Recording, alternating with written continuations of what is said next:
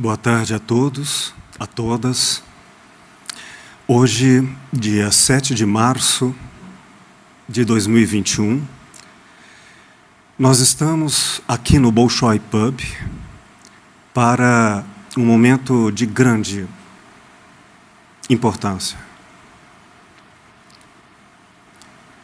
Nós vamos comemorar e, ao mesmo tempo, entre a tristeza e a alegria, vamos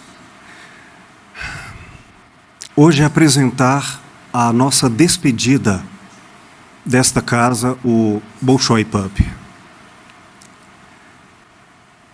Hoje é a 106ª edição do Café Filosófico com Will Goya e convidados.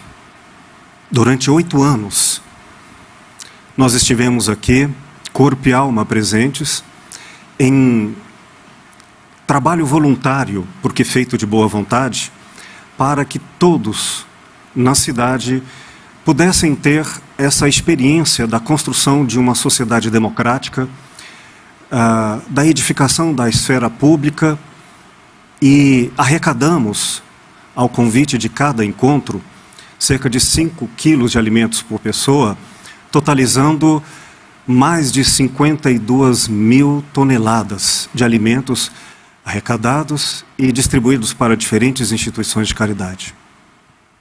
Porém, num sentido amplo, o que podemos entender como o valor do café filosófico é inestimável, porque não pode ser calculado.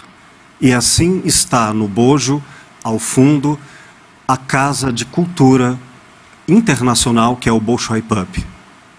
Nossos cafés filosóficos foram todos filmados e estão disponíveis os vídeos no canal Will Goya do YouTube.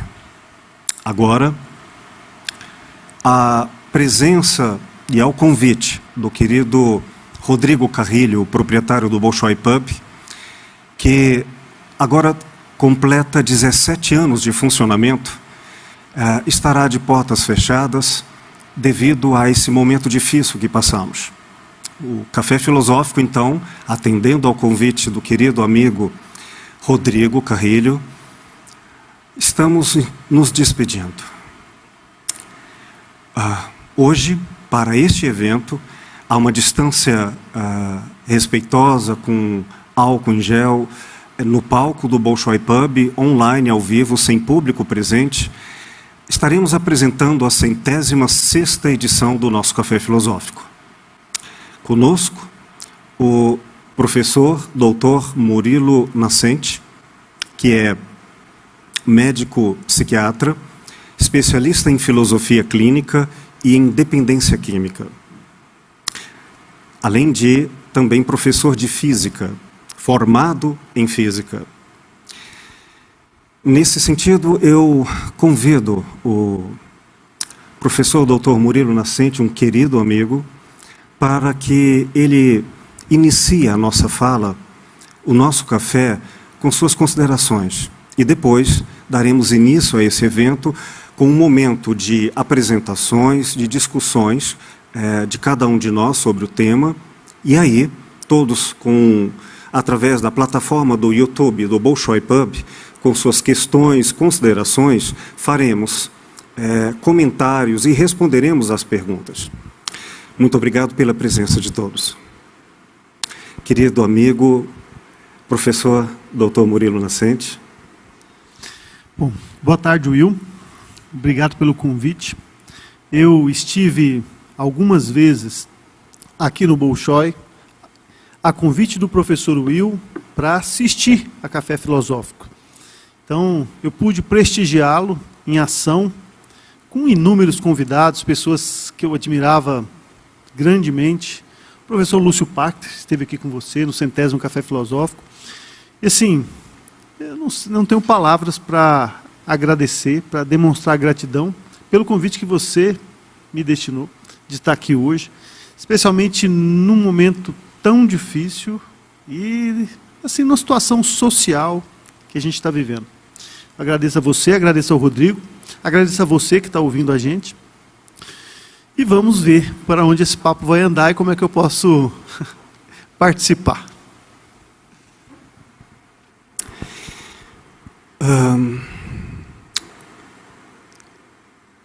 O tema do nosso café filosófico é o sentido filosófico da hospitalidade, dentro e fora do hospital. Essa não é uma tematização acadêmica. Ela é mais uma experiência espiritual. Não se pode ensiná-la, senão aprendê-la intimamente, talvez através do exemplo, ou quem sabe pelas lições da vida. Gostaria, em meu coração, que a hospitalidade, esse sentido ético profundo de sermos entre nós, humanos, fosse largamente a primeira de todas as disciplinas das graduações, em última instância, e das escolas. Mas, infelizmente, um lugar comum que tenho ouvido, não é difícil repeti-lo aqui, quando já me disseram, professor, eu entendi que esta matéria é sobre ética, mas para que eu vou usar isso na vida? E quantas vezes eu repeti em palavras diferentes isso? Ora, se eu não souber matemática, ok, me faltará talvez uma inteligência dedutiva e talvez conhecimentos que vêm com a lógica. Mas quando eu não sei, quando eu não pratico a ética, eu me torno desumano. Essa talvez possa ser bem resumida como uma epígrafe de um dos maiores filósofos do século XX, Ortega y Gasset, quando ele coloca assim: um tigre não pode se destigrar, mas o homem pode se desumanizar. E a falta da hospitalidade é a falta de humanidade. Portanto, tratar sobre esse tema é algo que não se pode propriamente explicar, mas é um convite para que encontremos em cada um de nós esta ponte do isolamento, não apenas social, mas sobretudo do egoísmo, para a condição humana entre nós. E é assim que eu convido a todos para buscarmos isso. Eu devo reconhecer que a hospitalidade tem me sido ensinada por pessoas de inestimável valor, desde a família e amigos, mas guardo com especial relevância o querido professor e mestre Lúcio Pactia, com quem aprendi na Escola da Filosofia Clínica todos os anos de docência, de prática, de consultório, com que me tornei terapeuta. Bom, o conceito de hospitalidade, ele vem do conceito de hospital. É um tema que certamente poderá ser talvez melhor destacado se fizermos um pequeno movimento dos paradigmas da visão antiga, e aí eu me recordo desde a Idade Média até o mundo contemporâneo. Nesse sentido, grande parte do que eu vou colocar, entre outras obras, está aqui, neste livrinho, A Microfísica do Poder, de Michel Foucault, e especialmente em uma das suas conferências, intituladas O Nascimento do Hospital. A prática da hospitalidade é antiquíssima. Ela sempre houve no Ocidente e no Oriente. Mas em algumas culturas em particular, cito como bojo da nossa sociedade, a cultura judaica, grega, romana, no mundo antigo, viajar era um grande risco à condição da vida humana, sobretudo pela pouca existência de abrigos, e a sobrevivência dependia fundamentalmente do abrigo. E é então que aqueles que recebiam em sua casa um estrangeiro, sem conhecê-lo, oferecendo-lhe bebida, comida, sem lhe perguntar de onde vinha, para onde ia, era uma questão de sobrevivência. mas não apenas física, porque essa era a tradição, sobretudo dos povos nômades, que implicava um ser sagrado. Está na raiz do povo antigo. E esclareço que, portanto, a noção de casa não é como hoje no mundo moderno e pós-industrial, que é apenas uma residência física em que podemos alugar, podemos ter como um ambiente de residência. Não. Casa, no sentido antigo, quer dizer aonde estar no mundo. Esse lugar no mundo, esse pertencimento com reserva, com proteção, portanto é um espaço privado. Privado porque ele está no mundo, mas ele é reservado ao seu habitante. A casa, nesse sentido, em latim, o ethos, daí a palavra ética, é o lugar onde vive a alma. Alma, que também nos permite entender a ideia de ânimos, a ideia de estar animado, estar espiritualizado, estar cheio da sua humanidade. Independente de valores que historicamente poderiam ser chamados de bons ou maus, a casa representava o lugar da alma.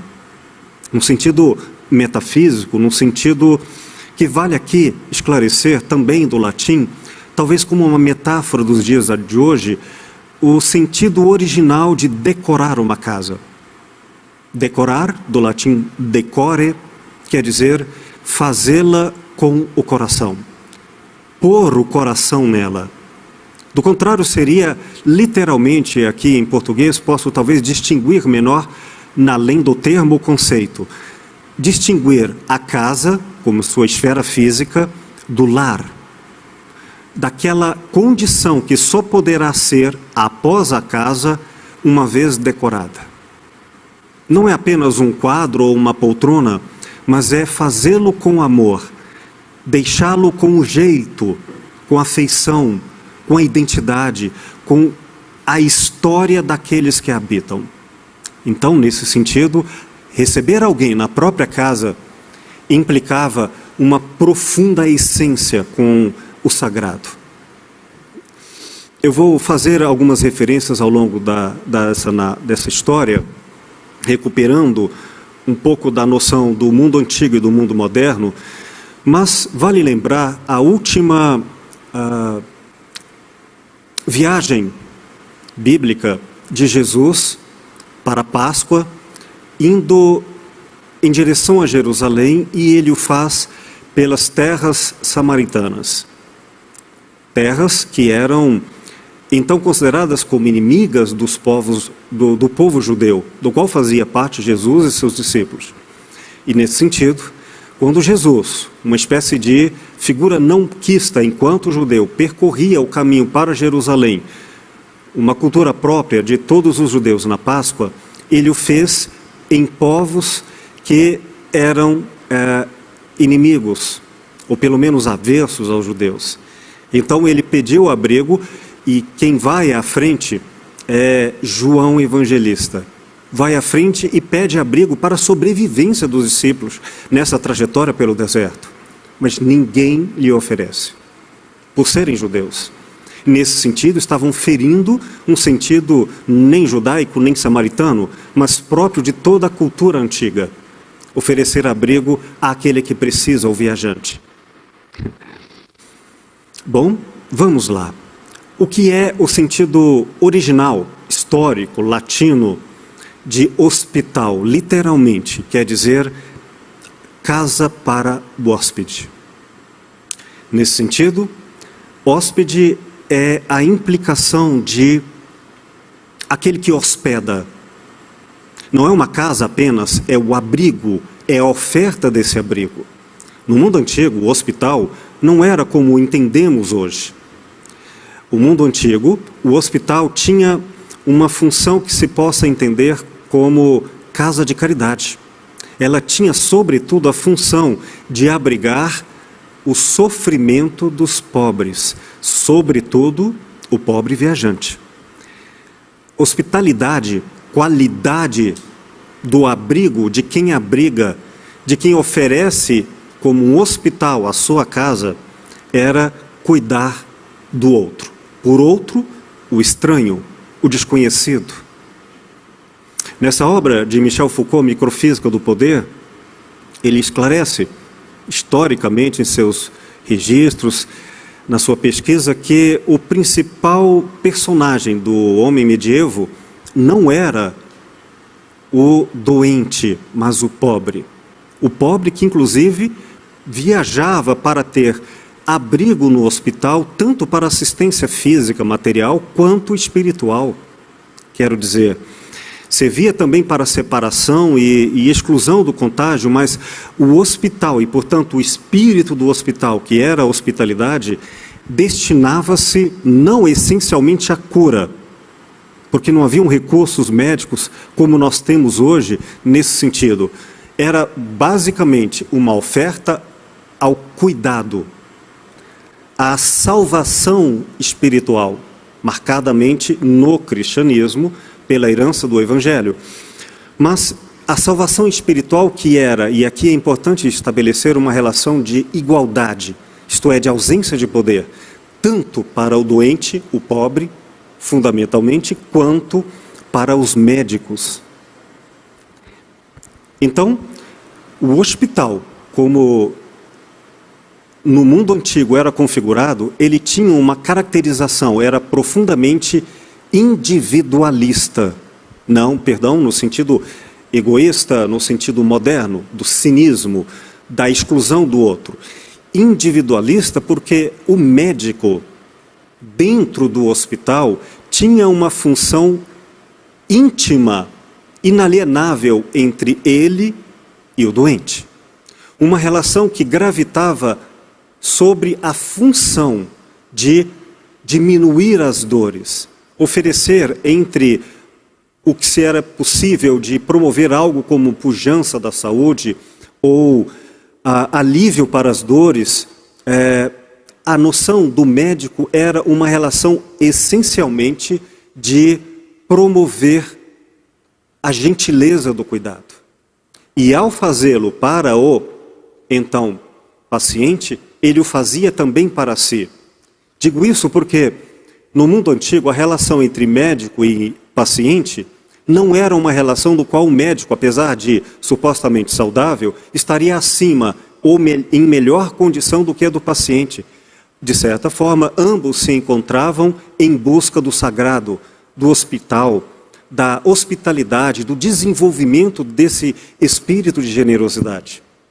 Bom, mas o hospital, como conhecemos hoje, que é destinado e feito para curar, é uma invenção típica do final do século XVIII, que se caracteriza por duas esferas muito evidentes. De um lado, a assistência, a frequência assídua, diária, do médico sobre o seu paciente e a comunicação de dados entre os hospitais, promovendo uma espécie de estudo e parecer científico além da medicina enquanto atendimento ao médico, do médico ao paciente, mas para a construção de uma ciência.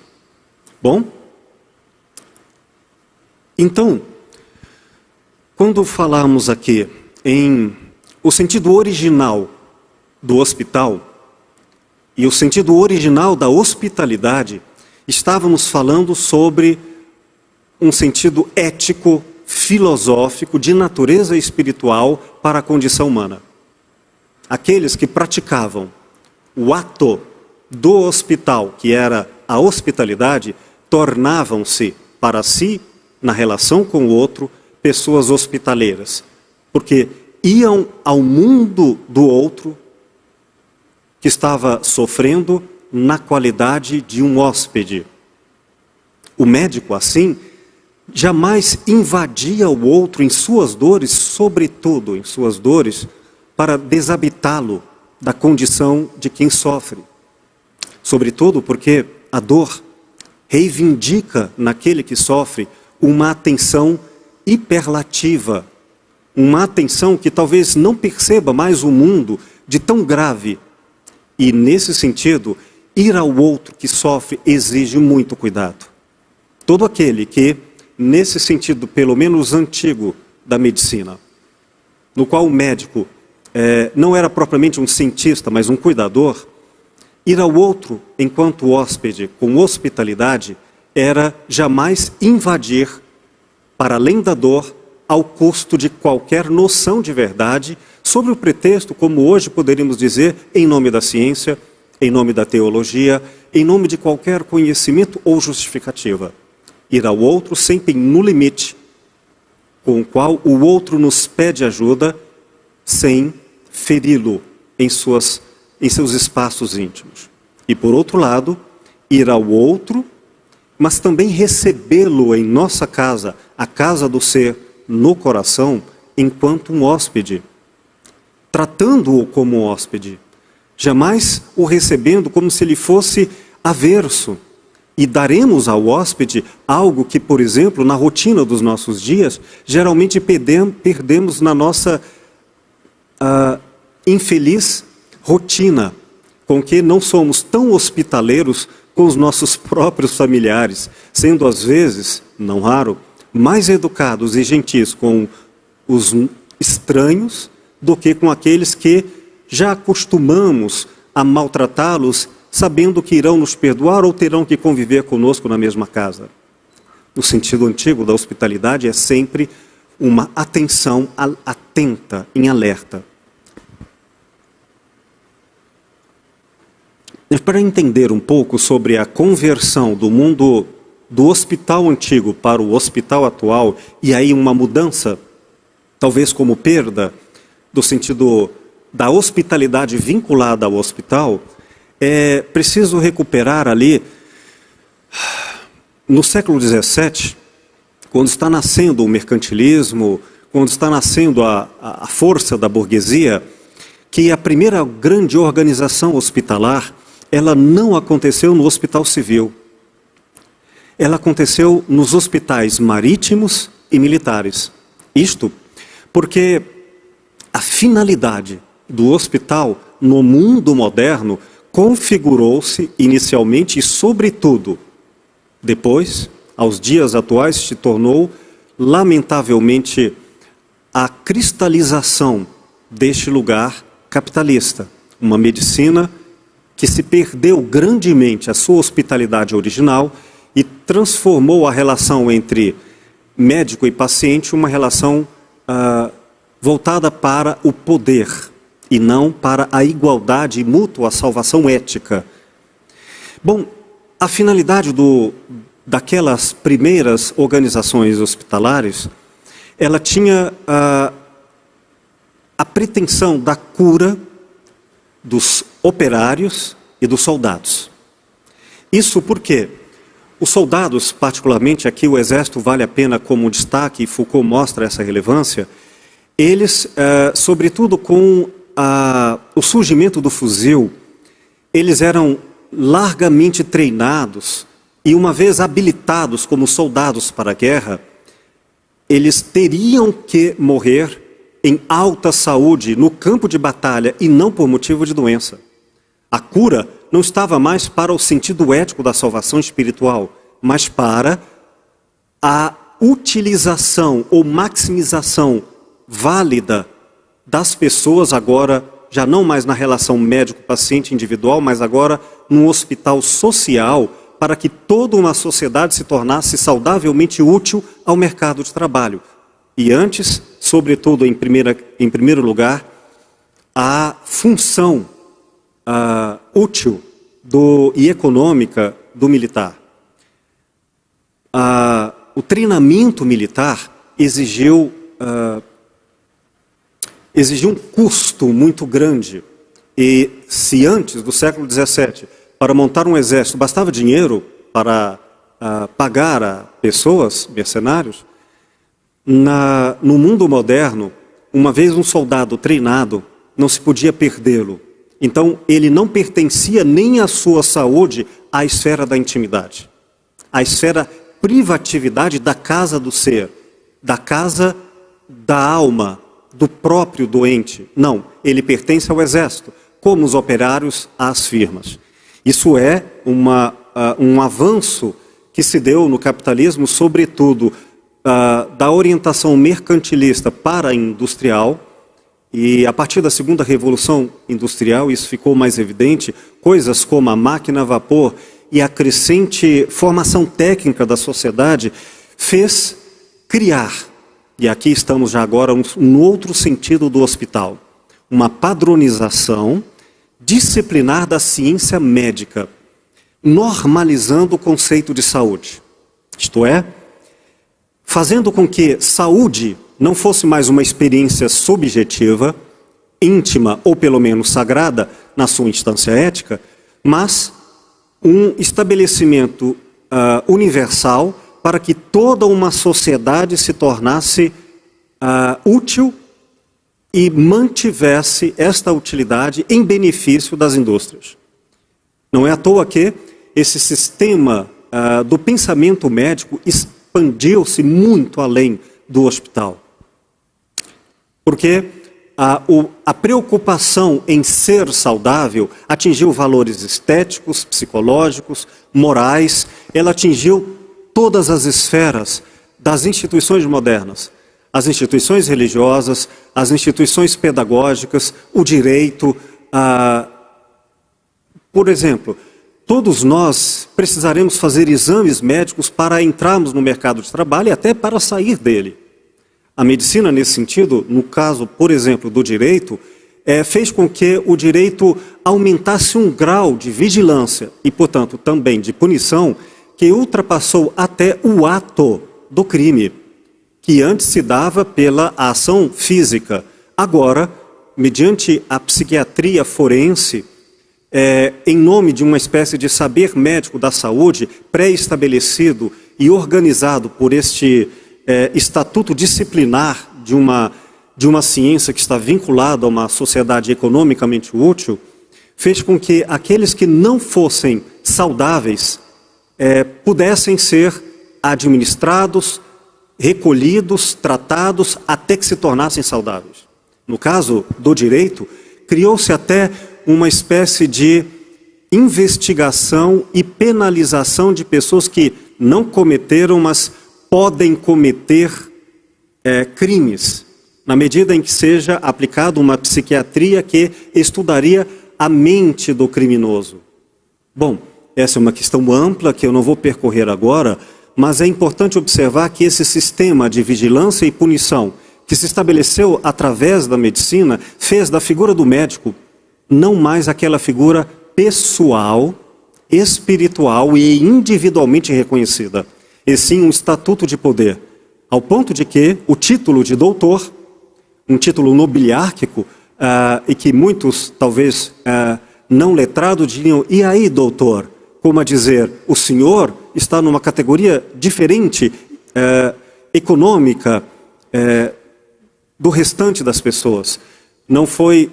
Todos nós podemos ter esse imaginário de que querer ter um filho médico ou chegar à presença de um médico é quase a presença do sagrado. E com certeza uma espécie de sensação difícil de lidar com o médico, porque é ele quem sabe. E não era apenas uma questão moral, mas também uma questão de poder. Porque se um psiquiatra não hospitaleiro, agora recupera o sentido da hospitalidade antiga, do mundo medieval, se um médico psiquiatra decidisse que o outro não fosse entendido como normal, ele poderia sofrer terríveis ajustes e até enclausuramentos. E assim nós tivemos desde as músicas de Rita Lee como A Ovelha Negra, muitos e muitos filmes, Expresso da Meia-Noite, Bicho de Sete Cabeças, que mostram que pessoas dissidentes da política, das ideologias reinantes, eram tratadas como doentes. Nós podemos ver até hoje experiências que ultrapassaram o estatuto da medicina, estão presentes, por exemplo, na estética. Ora, você não deveria usar uma roupa como essa, isso não é saudável. Ou ter pensamentos ideológicos diferentes daqueles que convenham aos interesses do status quo, a dizer, esse pensamento não é saudável. E aqueles que desobedecessem poderiam ser assim tratadas como você é louco? A obra de Machado de Assis, O Alienista, mostra muito bem como a sociedade se tornou terrivelmente medicamentalizada ao ponto de que não podemos ter um pingo de tristeza e logo chega alguém e diz: poxa, você está triste, por favor, não fique alegre, e se não conseguir, tome uma medicação. É preciso estabelecer o estado de normalidade artificial, de plena saúde. A saúde que se tornou hiperatlética, hipersexual, hiperestética. E aí a medicina, nesse sentido também o hospital, que já não era mais a formação do médico. Antes, o hospital originalmente era o lugar onde se acolhiam aqueles que sofriam. O hospital era um morredouro e dava-lhe até a orientação espiritual. Mas o hospital moderno, já industrializado, é aquele que não é mais o paciente, não é apenas refém do hospital, não mais tratado como um paciente, um amigo, um outro, um hóspede, mas como uma coisa tão reificada ao ponto de nós vermos facilmente nos hospitais o outro tratado como número, como doença, como título, como estigma da doença e não como nome próprio. Claro que graças a todo o esforço de pessoas como Michel Foucault e tantos médicos que nunca perderam isso, está aqui o professor Murilo Nascente, que nos dá testemunho de uma vida inteira como uma pessoa, um dos maiores humanistas que eu já conheci, para dar esse exemplo. Aqui mostro a vocês, por exemplo, uma obra do Dr. Alan Francis, Voltando ao Normal. E olha o subtítulo da obra: Como o excesso de diagnósticos e a medicalização da vida estão acabando com a nossa sanidade. E o que pode ser feito para retomarmos o controle. Ele, psiquiatra, que diz aqui, liderou a força-tarefa que desenvolveu o DSM-4. Esse índice manual diagnóstico de estatístico de transtornos mentais utilizado nos Estados Unidos e, portanto, por extensão no mundo, e que ele próprio disse que foi um enorme esforço não permitir que indústrias farmacêuticas criassem novas doenças para o enriquecimento através de medicações e seus tratamentos. Tudo isso com questões que ultrapassam o nosso tempo, apenas para mostrar que a hospitalidade se tornou grandemente comercial. Claro que um hospital, hotéis e clínicas precisam ser hospitais, hospitaleiros, mas é um preço para isso. E não estou indo contra o capitalismo de forma nenhuma, no seu sentido viável das trocas entre nós, através do dinheiro representado pelo trabalho, o que seria a dignidade.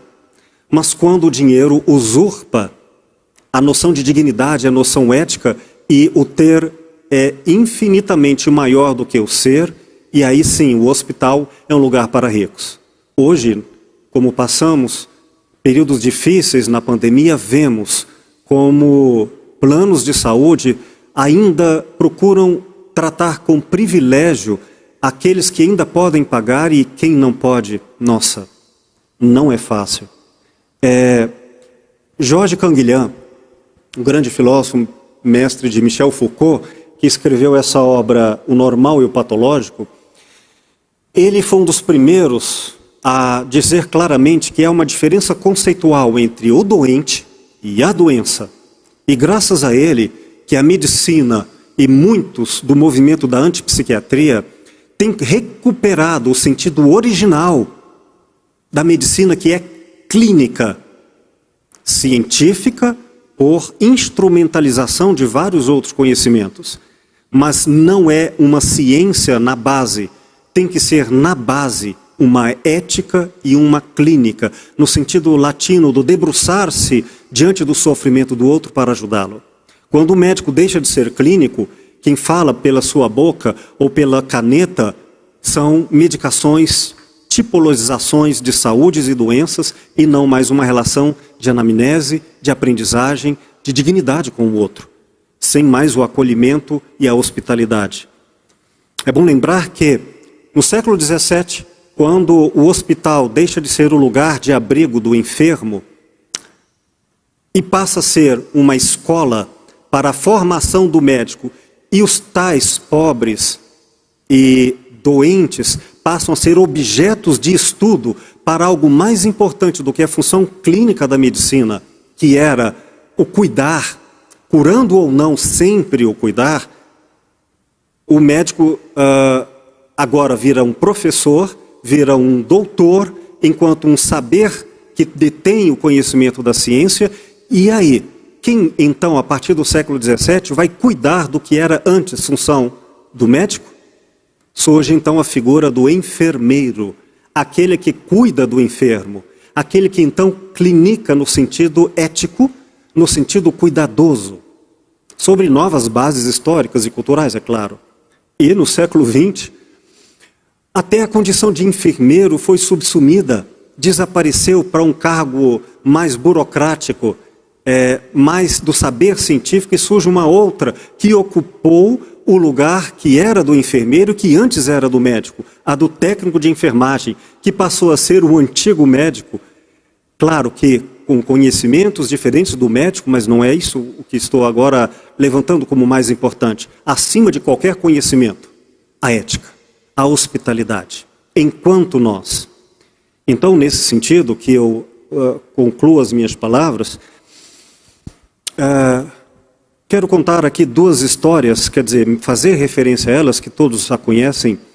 No mundo antigo, a representação máxima do espírito da hospitalidade no hospital, e que não é agora uma história antiga porque é defasada, e é, no sentido, uma analogia para toda a condição humana de qualquer tempo, não o tempo do relógio, mas sobretudo a temporalidade existencial, que é quando aqueles que amadurecem pelas suas ações, já que o tempo físico é apenas o envelhecimento, mas o tempo, a temporalidade existencial, para aqueles que praticam a humanidade, é o tempo da maturidade.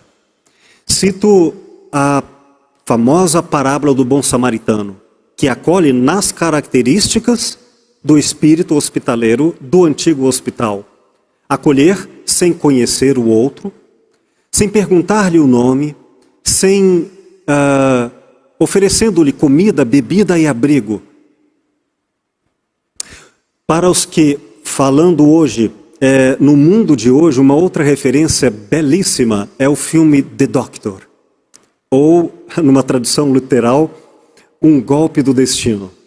É a história de um médico arrogante e que recupera, ou talvez aprende, o espírito antigo, histórico, mas sobretudo o espírito sagrado e, nesse sentido, ético, profundo de todas as épocas, do lugar da humanidade, que é a hospitalidade em sua dignidade da casa do ser. Concluindo, eu quero citar aqui, são tantos os filósofos que tratam da hospitalidade, que é ir ao outro, que em ética se chama, em filosofia se chama alteridade, o ir ao outro na qualidade de um hóspede. Cito aqui, entre outras obras, esse belíssimo livro Entre Nós, ensaio sobre a alteridade de Emmanuel Levinas, da editora Vozes. Um trecho pequenininho, no capítulo onde trata filosofia, justiça e amor. E diz assim: o encontro com o outrem é imediatamente minha responsabilidade por ele. A responsabilidade pelo próximo é, sem dúvida, o nome grave do que se chama amor do próximo. Amor sem eros, caridade. Amor em que o momento ético domina o momento passional. O amor sem concupiscência. Não gosto muito da palavra amor, que está gasta e adulterada. Falemos de uma assunção do destino de outrem. É isto, a visão do rosto, e se aplica ao primeiro que aparece. Lá adiante, diz assim: o rosto é também o tu não matarás. Tu não matarás que também pode-se explicar muito mais. É o fato de que é o fato de eu não poder deixar morrer outrem morrer só. Há como um apelo a mim. A questão do não matar não é uma regra estática, uma obediência externa, não posso deixar o outro a sós. Portanto, se eu não sou o assassino que com as minhas próprias mãos defiro um golpe fatal sobre o outro, não quer dizer eticamente que isso me deixa um não assassino. Porque se eu não estou criando um sentido de hospitalidade com o outro, através do rosto, quer dizer, diante do outro que não sei quem é e nunca o saberei porque ultrapassa qualquer conhecimento meu ou dele próprio a respeito de quem somos, será fundamentalmente uma relação de que não estamos separados.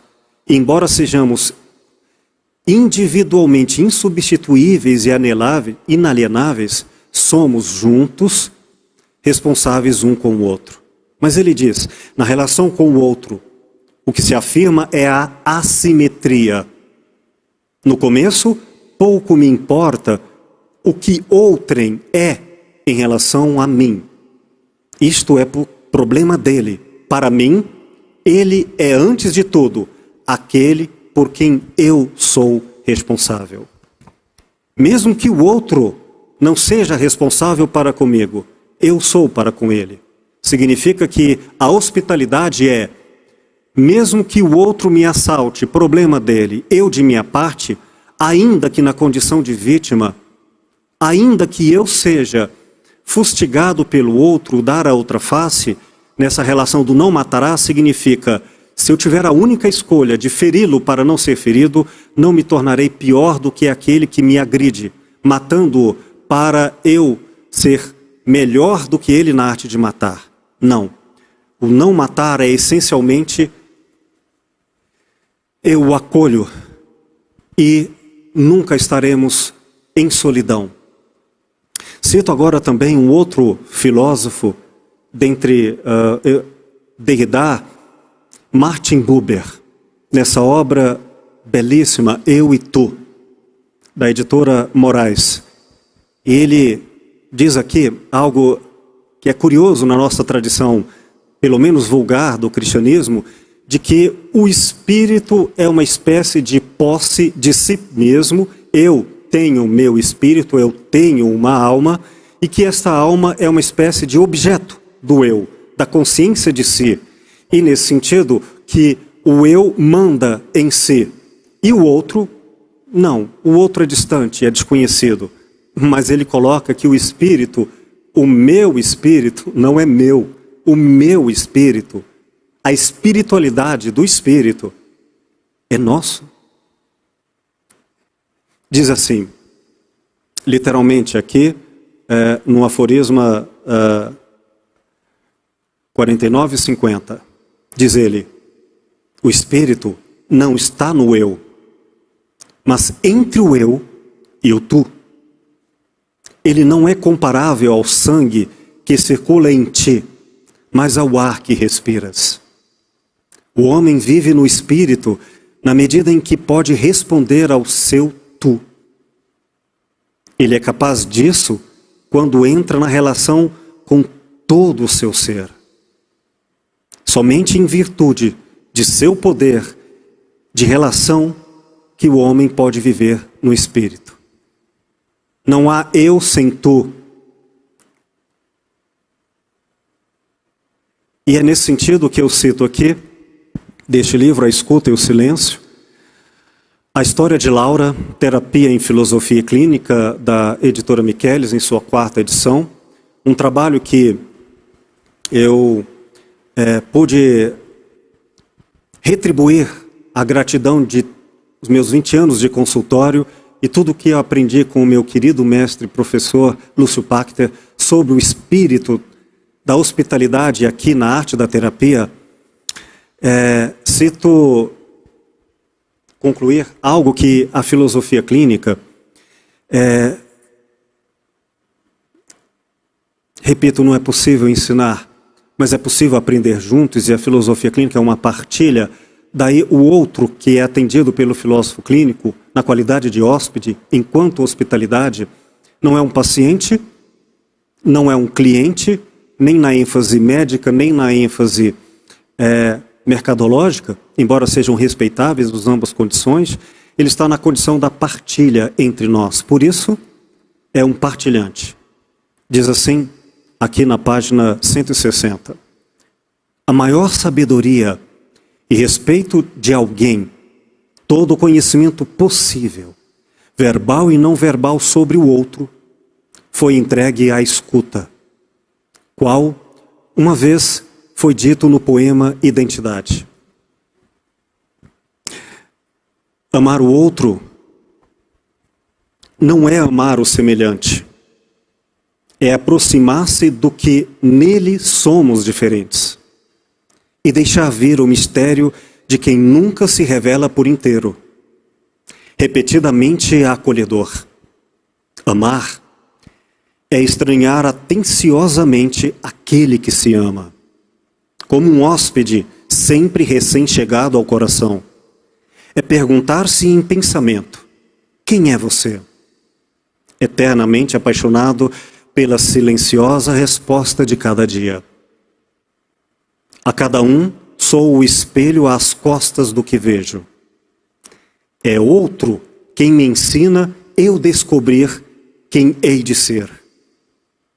Preciso de alguém para renovar o meu melhor. Em bom português, eu somos. Assim é a filosofia clínica. E concluo na página 22 com 2 versinhos de um poema. Amar não é desejar o próximo como a si mesmo. É fazer do amado o primeiro e de si mesmo o próximo. É o que eu tenho a partilhar com vocês. Muito obrigado.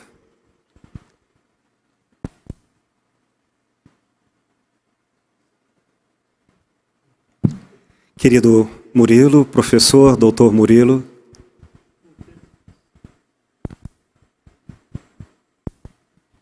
Como vocês podem ver, ele fez de novo, né? A gente já pode ir embora, tudo que tinha para falar já foi dito. É muito difícil falar depois do professor Will, porque ele tem um dom interessante, né, das palavras levarem a gente para um outro lugar. Mas eu vou tentar aqui dar a minha contribuição, professor. Da minha contribuição. A hospitalidade, os lugares de hospitalidade no mundo antigo, os chamados hospitais, de fato tinham um motivo de existir completamente diferente do que a gente chama de hospital hoje. Mas também a sociedade tinha um motivo de existir completamente diferente dessa que nós chamamos de sociedade hoje. O jeito de pensar o mundo, pensar as pessoas, pensar as relações e pensar a saúde era completamente diverso. E não é de se espantar que o espaço dedicado à hospitalidade tinha também um significado diferente. A gente está falando aí do século XVIII, que seria o período de transição entre o hospital antigo, vamos chamar assim, o espaço de hospitalidade literal, onde as pessoas eram acolhidas na sua dificuldade, os viajantes, os moribundos principalmente, as pessoas sem família, as prostitutas, os excluídos, os marginais e também os doentes. Essas pessoas eram acolhidas na sua necessidade, principalmente com a ideia de serem aceitas num outro plano, de receberem a extrema unção, né? de serem abençoadas para a sua passagem. E também as pessoas religiosas que davam essa passagem, elas também queriam a mesma coisa. Então ali, o objetivo, tanto de quem acolhia quanto de quem era acolhido, era estabelecer uma conexão com o divino. Era a Idade Média.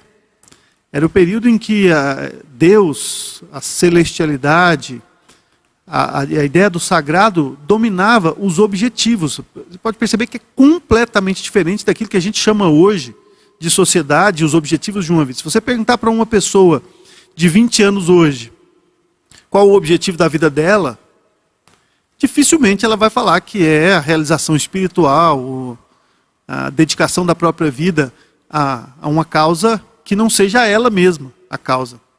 Nós vivemos um período de individualismo. A gente pode até tentar entender como foi essa transição. No século XVIII houve essa mudança. Essa mudança foi profunda, não só no espaço do hospital, mas em todo o espaço social.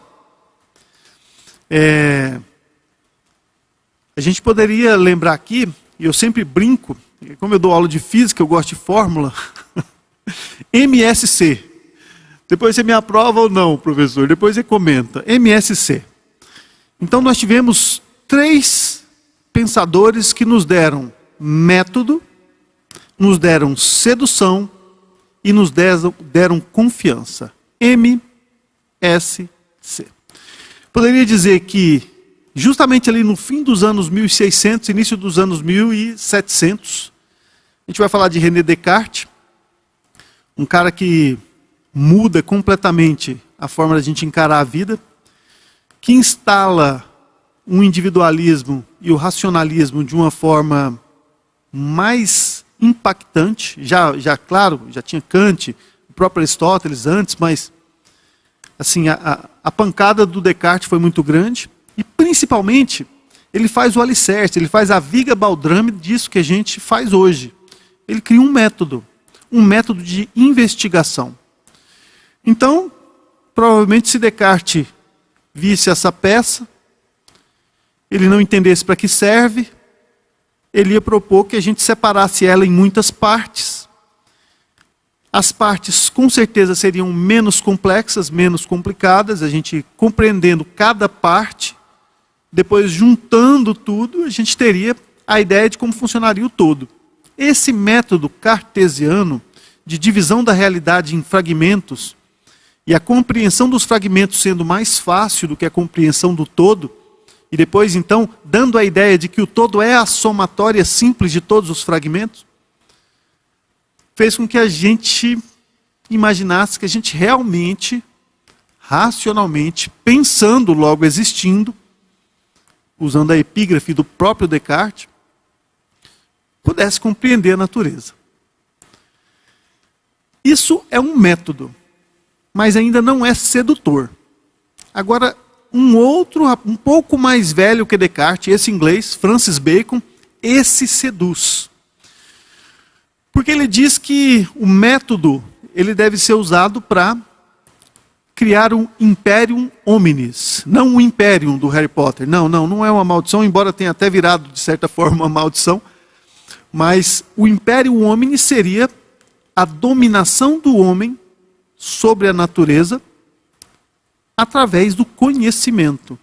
Então, se você conhece a natureza, você é capaz de prever comportamentos na natureza, e com isso você é capaz de interferir nesses comportamentos. Isso é a origem do nosso pensamento científico, Descartes e Bacon. A origem do pensamento científico moderno, justamente ali na Renascença, e justamente nesse período de transição. Perceba como historicamente acontecem ao mesmo tempo, e não é por acaso que isso aconteceu. E a sedução de Bacon, ou seja, isso tem utilidade, você vai a partir de então ser poderoso, você vai ter poder sobre a natureza. Eu acho que Bacon não percebia que talvez a natureza, nesse caso, pudesse ser o próprio homem. Talvez ele não tenha compreendido quando ele disse isso, que provavelmente esse método que ele estava dizendo, que seria usado para dominar a natureza, talvez fosse usado para dominar o próprio homem, o homem dominando o homem. Talvez a gente não possa colocar essa culpa nos ombros de Bacon, porque talvez ele não tenha conseguido antever, mas foi o que aconteceu. E logo depois, poucos anos depois, veio um outro rapaz, esse da física, completamente da física, Sir Isaac Newton, que durante um período muito semelhante a esse que a gente está vivendo, um período de pandemia, só que lá de peste bubônica, na Inglaterra, Ele voltou para a casa da avó materna. Eu tenho um carinho especial pelas avós maternas. Se tiver alguma avó materna aqui assistindo, um beijo para você. Avó materna talvez seja a melhor coisa que Deus fez. Avó materna e suco de limão foram as melhores coisas que Deus fez. Mas Newton, fugindo da peste bubônica, foi embora para Woolsthorpe, que era a cidadezinha de interior onde ele havia nascido e sido criado. Se instalou num celeiro e criou ali, já dentro desse pensamento cartesiano e dentro do pensamento de Bacon e de outros, Coulomb e tantos outros da época, ele conseguiu equacionar problemas universais. Newton não fez só as 3 leis, as leis de Newton, a inércia, princípio fundamental da dinâmica, que seria força resultante igual a massa vezes aceleração, como a maior parte de vocês deve se lembrar, e lei da ação e reação. Não, Newton não fez só isso. Newton estudou ótica e Newton estudou principalmente gravitação universal. Quando Newton estudou gravitação universal, ele foi capaz de prever comportamentos astronômicos com muita precisão. E aí fechou o ciclo.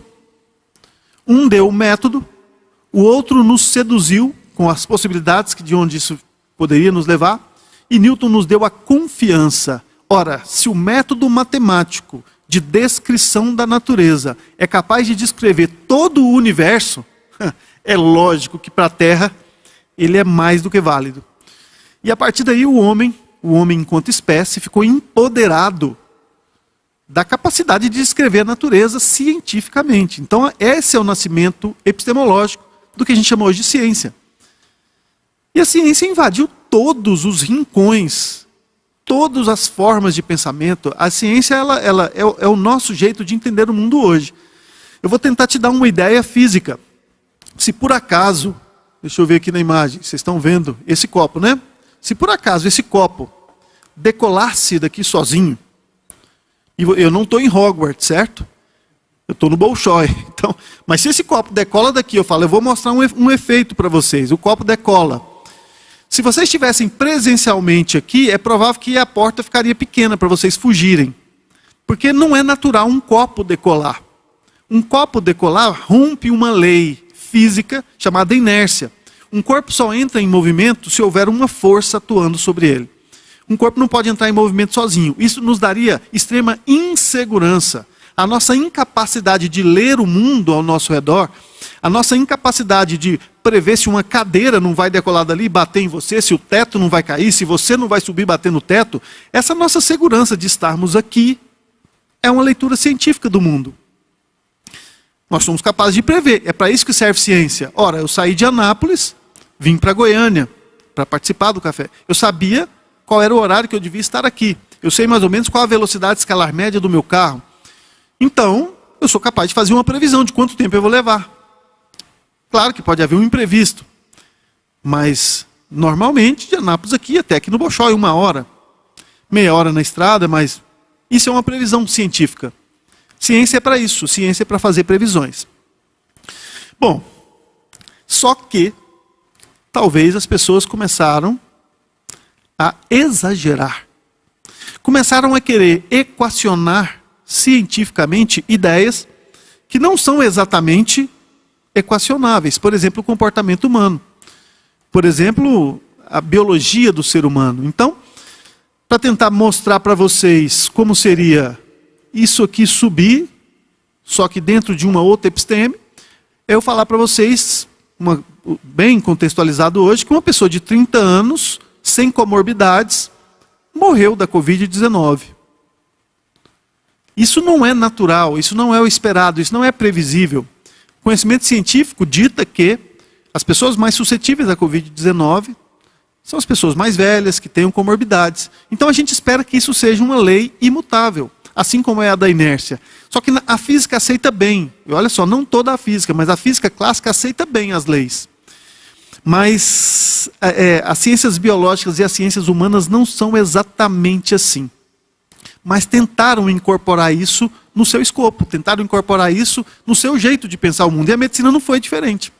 Então a medicina acabou herdando das ciências exatas, da matemática, da física, também da química, essa necessidade de conhecer para controlar. Isso não foi de todo negativo,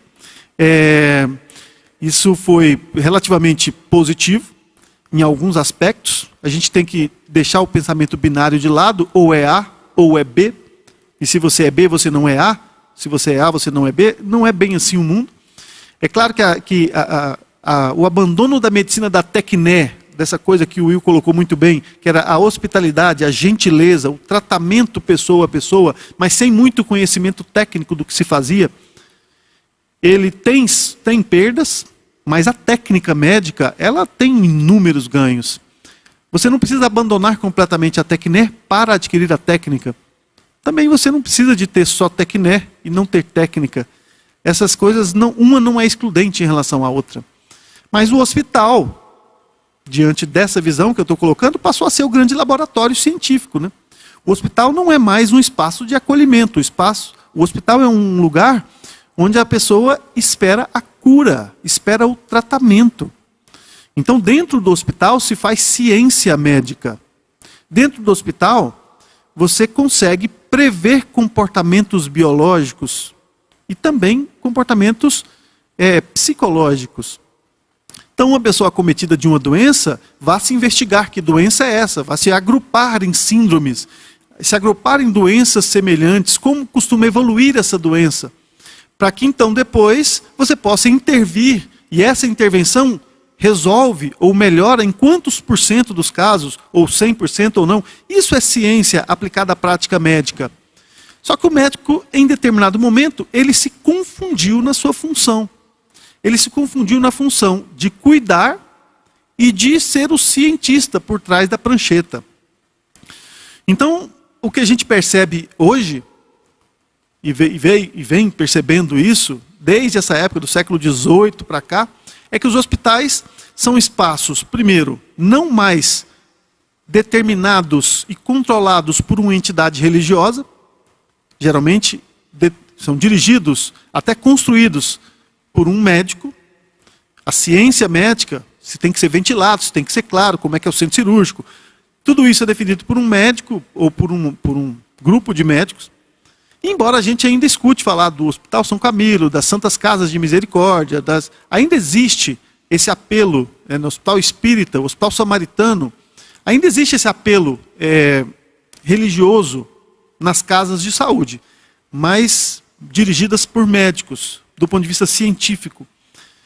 Só que o médico foi se afastando tanto da clínica, e eu entendo por clínica o inclinar-se, literal, para ouvir o outro, e foi passando a ser um prescritor e um leitor de dados.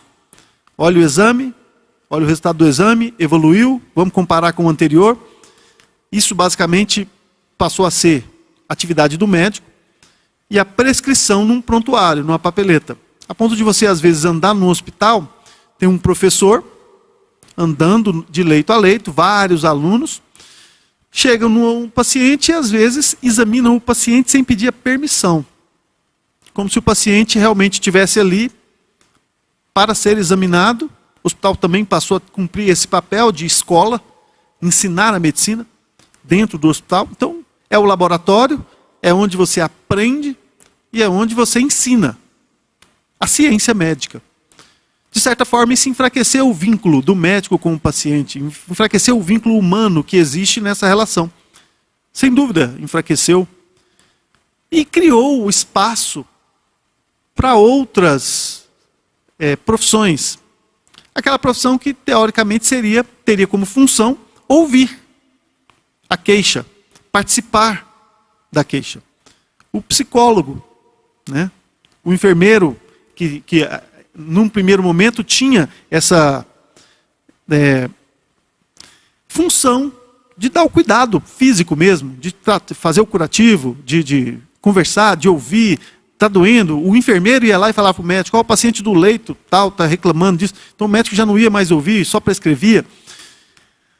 Isso já foi realmente, agora o enfermeiro já é praticamente um gerente do hospital, e quem fica ao pé do leito é o técnico de enfermagem ou auxiliar de enfermagem.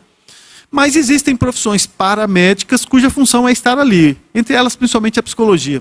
E a minha especialidade médica, a psiquiatria, ainda guardou muito de tecné, ainda com relutância, porque tem colegas que gostam apenas de ouvir e prescrever.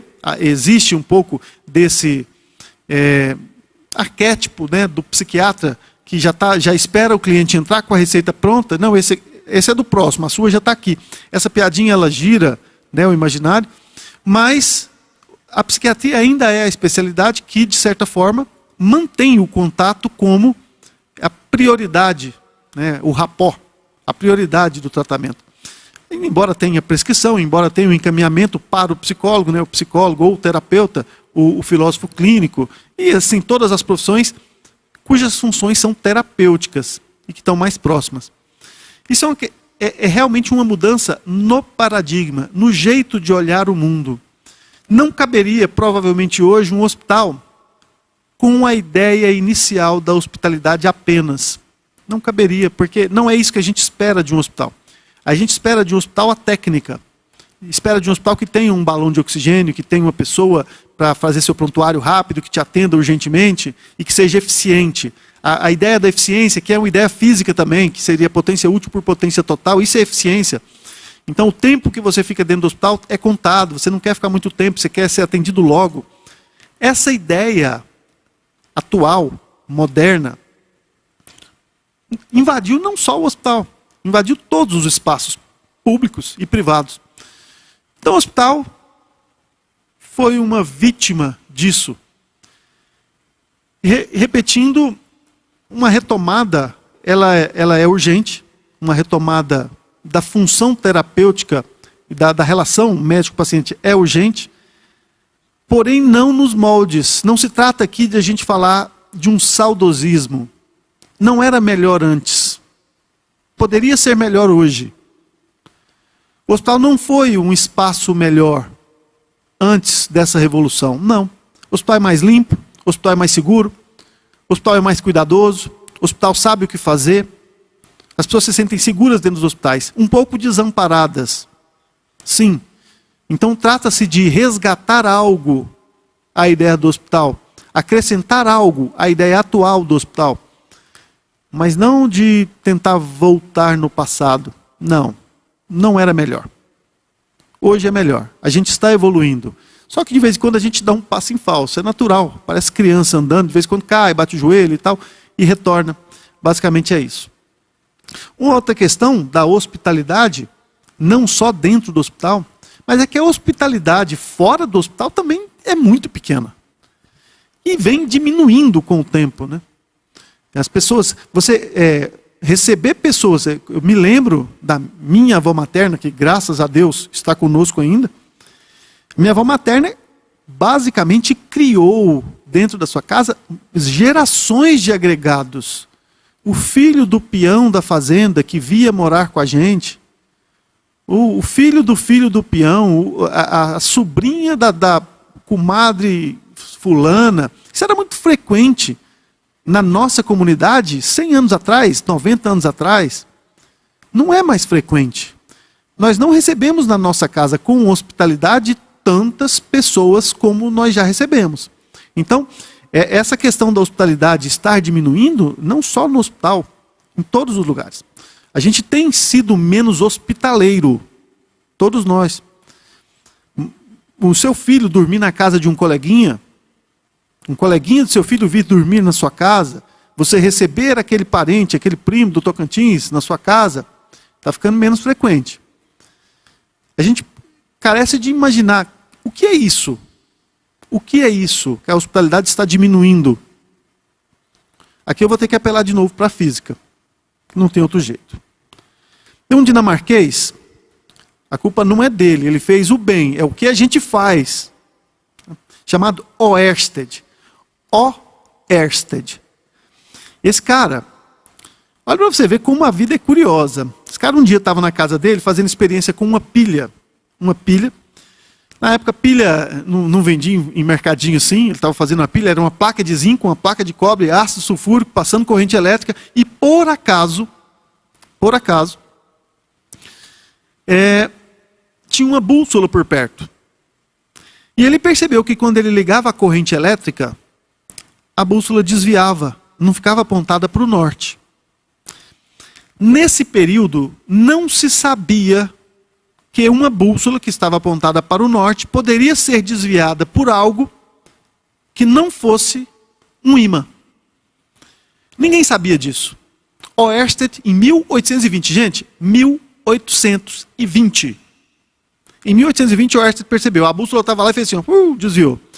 Ele pegou e ele ainda desconfiou se era realmente a corrente elétrica. Ele inverteu a corrente, inverteu os polos da pilha para ver o que acontecia. E a bússola que tinha desviado num sentido, por exemplo, ela desviou no sentido horário, que para você que está me vendo é sentido anti-horário aqui, ela passou a desviar para o outro lado. E aí ele percebeu claramente que quem estava desviando a bússola era a corrente elétrica.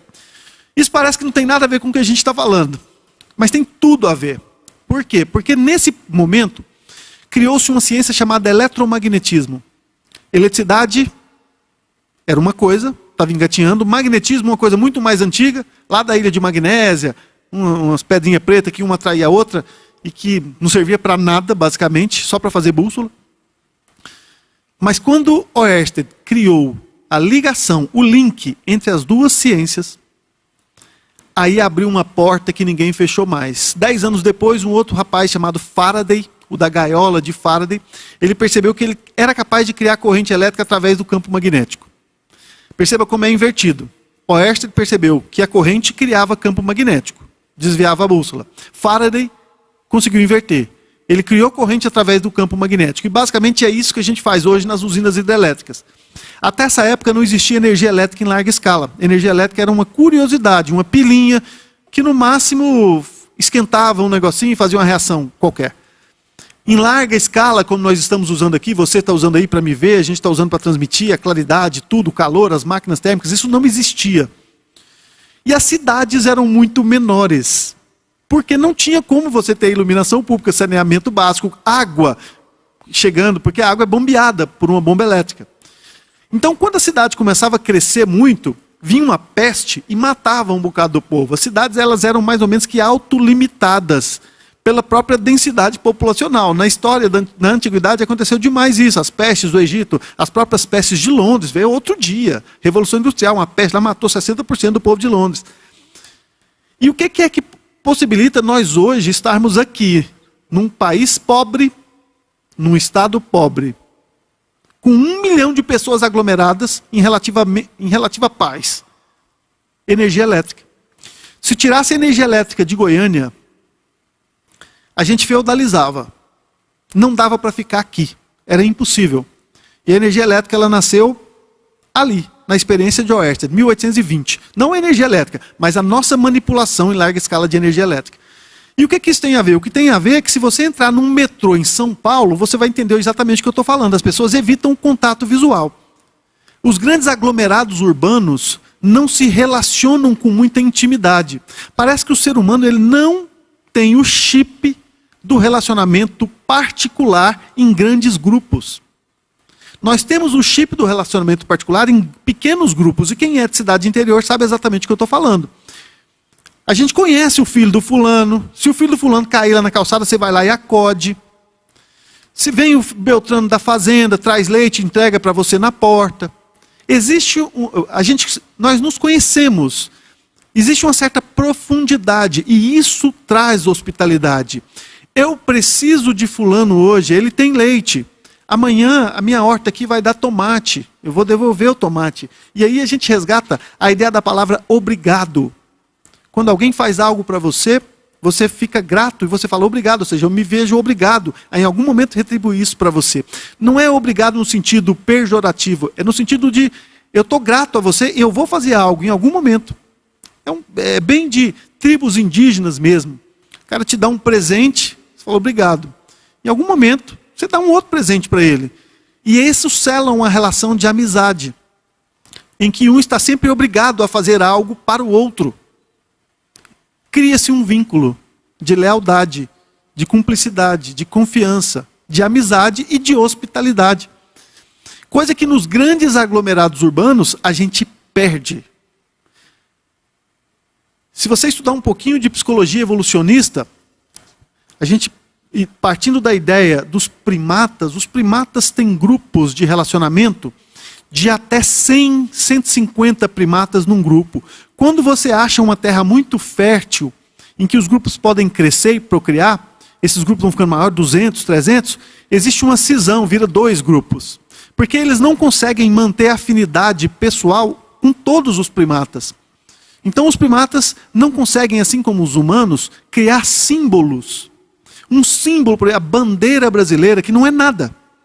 O que significa o Brasil? Nada. É uma área até meio imprecisa. Mas nós pertencemos ao Brasil. É um símbolo. Símbolo da ideia...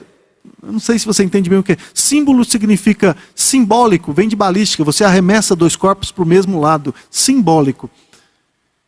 Você pode estar em qualquer lugar do mundo. Se você pega uma bandeira brasileira, isso é um símbolo. O outro também é brasileiro. Vocês estão lá longe, foram lançados, mas vocês estão juntos, porque vocês são de uma mesma origem. Isso é simbólico. O Ayrton Senna pegava a bandeira, tirava ali E sim, aquilo fazia... A gente se sente parte daquilo. De certa forma, ele está na Europa. Mas é brasileiro. É um símbolo. O primata não consegue compreender esse tipo de signo. Então as comunidades são menores. Porém, os seres humanos têm a capacidade simbólica de fazer grupos maiores, criar leis, criar regras sociais, mas afetivamente a gente tem algo de primata. Parece que a gente não consegue vincular afetivamente a tantas pessoas. E fatalmente os seres humanos começam a dividir o mundo em nós e eles. Nós os flamenguistas, eles os corintianos. Nós os bolsonaristas, eles os lulistas. Nós os fulanos, eles os beltranos. E nós, claro, nos sentimos melhores que eles. Porque senão nós passaríamos a ser eles. Se a gente não achasse que a gente tem alguma característica superior, a gente não seria a gente seria o outro, a gente passaria a ser daquele jeito, buscaria aquele grupo. Então você vê que numa sala de aula com 50 alunos, eles não são um grupo, eles são vários subgrupos. O grupo dos esportistas, o grupo das garotas mais bonitinhas, o grupo dos nerds, eles se fazem subgrupos. Porque você vê, num grupo de 50 pessoas, não são todos em uníssono. Provavelmente há uma raiz aí, nessa questão, na nossa falta de hospitalidade hoje, na impessoalidade das relações. Se você vai em grandes centros urbanos, olhar para alguém na rua causa desconforto. Um olhar compassivo em São Paulo, e eu testei isso, entra no metrô de São Paulo, olhe para alguém que te chama a atenção, uma senhorinha, lá tem muito japonês, uma japonesinha fofa, você olha com um olhar compassivo, ela fica incomodada com o seu olhar.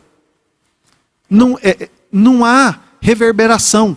Se você fizesse isso em Palmeiras de Goiás, que é uma cidade maravilhosa que eu vou atender lá uma vez por mês, você olha para uma senhora na rua, ela te retribui o olhar, ela sorri, o grupo é menor, cabe esse tipo de relação de hospitalidade.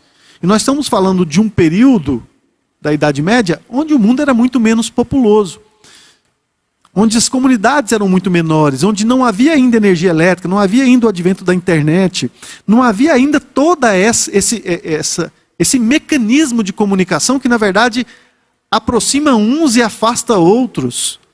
Né? Então você está na mesa do Bolshoi e conversando com pessoas que você não conhece. E eu estou do lado do meu professor, mas eu poderia estar do lado de alguém que eu tivesse muito pouca intimidade.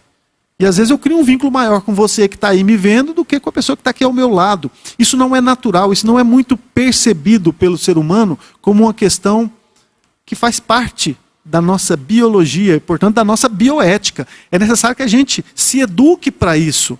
Né? São problemas que não aconteciam na antiguidade e que acontecem agora. Então eu tento pensar, professor, já finalizando, eu tento pensar a questão da hospitalidade, da sua falta, de um jeito mais amplo, de um jeito dentro da nossa cosmovisão.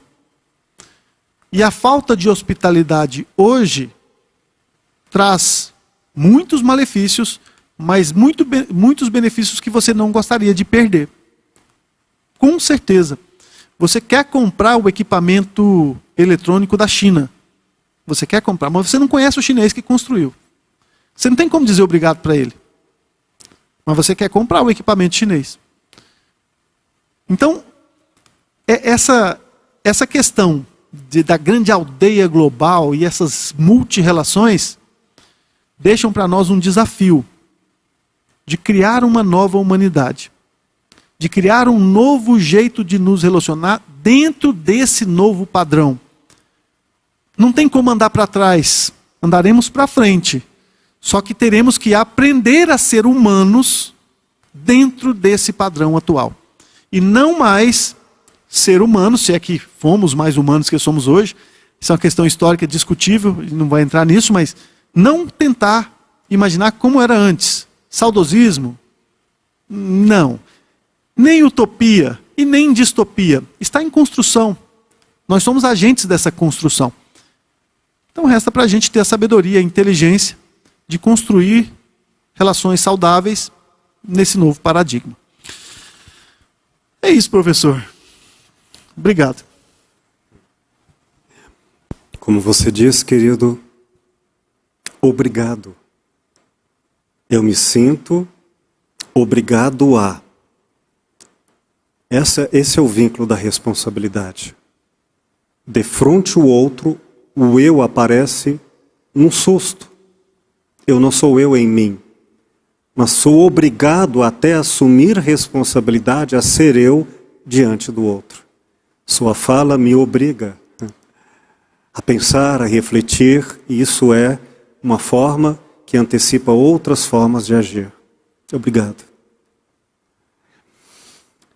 Aqui, no grupo, no YouTube do Bolshoi Pub, tem várias considerações, eu agradeço. Vamos tentar comentar algumas delas.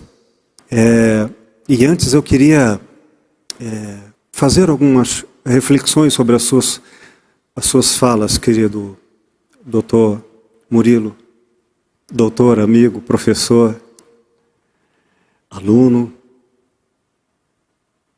Bom, primeiro, claro, é uma questão de discurso ou de perspectiva, mas eu queria defender uma ênfase. Não é a do saudosismo historiográfico a dizer o mundo antes era melhor do que agora. Meu Deus, falar em Idade Média é o horror.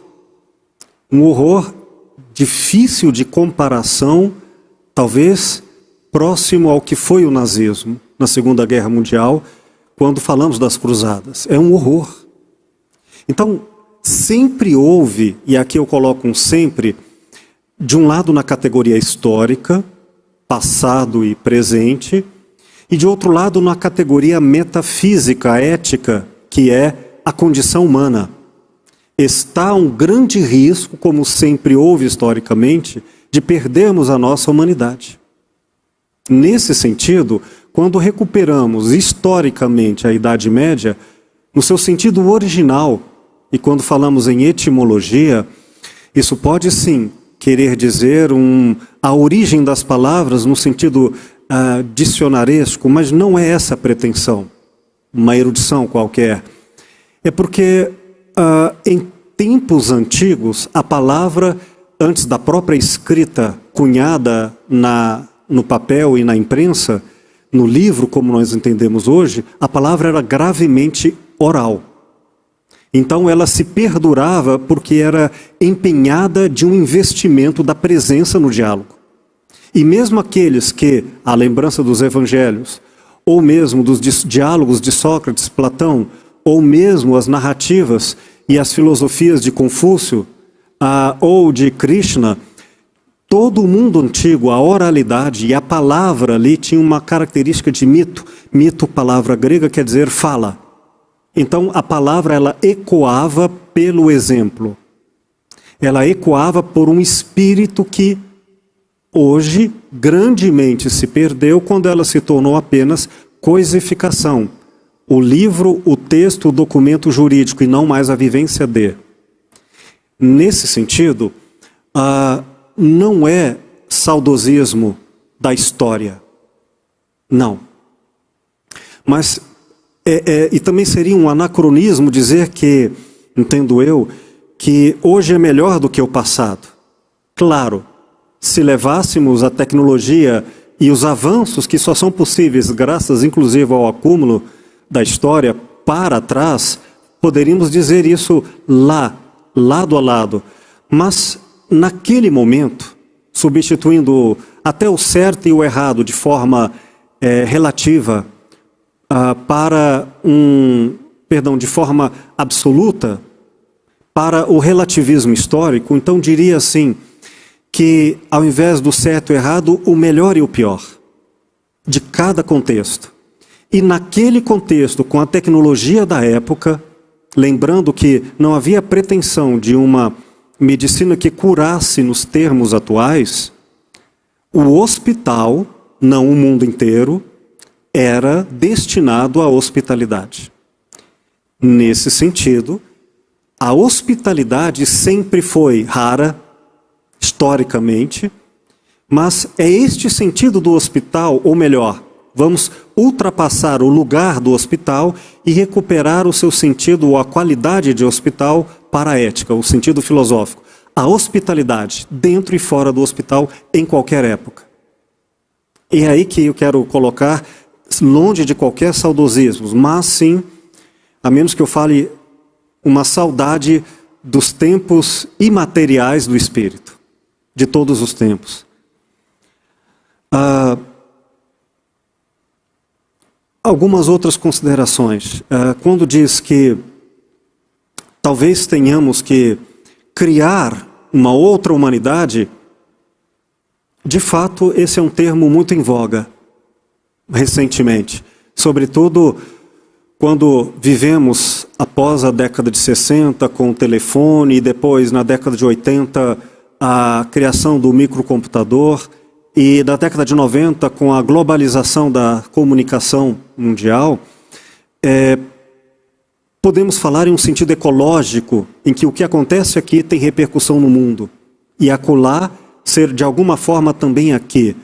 Então, nesse sentido, quando desenvolvemos um senso de ecologia, quer dizer, a totalidade de um cosmos em cada um de nós repercute o cosmos, esse sentido ecológico, ele não corresponde mais ao antigo sentimento renascentista, do qual Francis Bacon foi citado, como o humanismo, já que o humanismo se tornou também o sinônimo da arrogância, que é superior à natureza, e até o sentido antropológico da cultura europeia ser superior aos primitivistas indígenas ou de povos não europeus. Então o termo humanismo, se quer dizer, de um lado, o melhor do ser humano, também a história demonstra o seu pior. Daí que podemos falar, a depender da maneira como encontramos o viés de interpretação, na criação de uma pós-humanidade.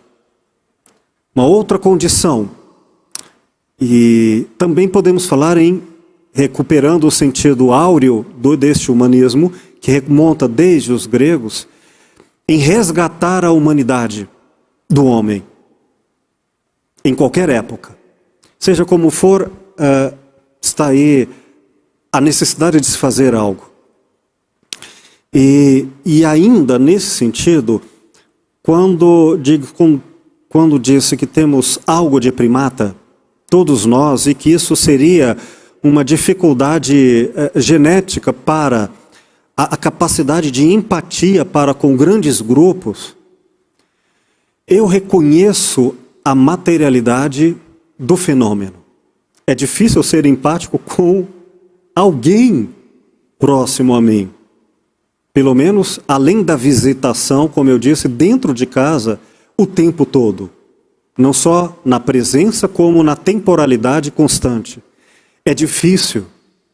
Porém, na medida em que alcançamos ou desenvolvemos tanto uma humanidade além desse humanismo retrógrado ou o resgate de um humanismo, nós encontramos pessoas, e aí de qualquer época e em qualquer cultura, exemplos não poucos, mas vivos e sempre antropologicamente atuais, daqueles que não tinham nada deste senso primata, biológico, que os lhe impediam a serem empáticos com toda a humanidade de qualquer homem.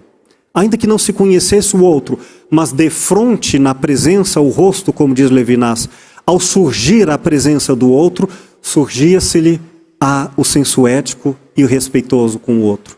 A história do cristianismo, pelo menos, é o nascedouro e a manutenção dessa direção. E que ultrapassa qualquer herança biológica que recolhe isso. E eu me lembro como Hannah Arendt, no seu julgamento sobre Adolf Eichmann, o grande nazista que foi condenado e enforcado pelo Tribunal de Jerusalém, ela faz uma crítica, ela, grande judia, uma das maiores intelectuais do século XX, faz uma crítica à própria interpretação que os judeus fizeram naquele simulacro de julgamento. Porque julgamento de um nazista por eminentemente judeus, não havia o que julgar.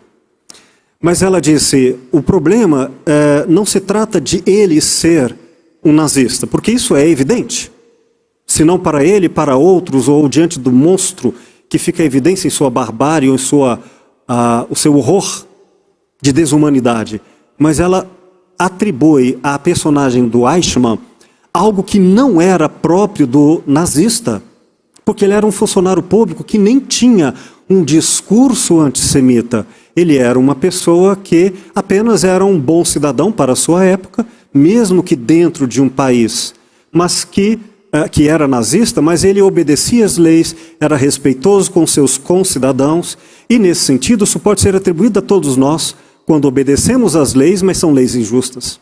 E quando o critério está externo à própria consciência, coisificado em leis, ou em métodos pedagógicos, ou disciplinares médicos, não importa em quais saberes. E diz Hannah Arendt, então nós perdemos o essencial, é a condição humana. A condição humana e não a natureza humana, porque ela não é biológica, ela é essencialmente fabricada por nós. E é aí que ela diz que o crime de Eichmann não foi o de ser um antissemita. Outros sim, mas foi de ele ser um anti-humanista. O crime dele foi contra a humanidade, não contra alguém em particular ou muitos. E é nesse sentido que, quando ela diz o crime dele foi não pensar, todas aquelas pessoas, e aí eu digo que embora muitos tenham esse tal espírito que se reconhece nos primatas, cometem eles o crime de serem negligentes com a incapacidade ou negligência de não se responsabilizarem ou serem gratos e responsáveis, darem respostas à presença do outro. E aqui deixo claro que o sentido de hospitalidade não é no amar o outro, gostar dele.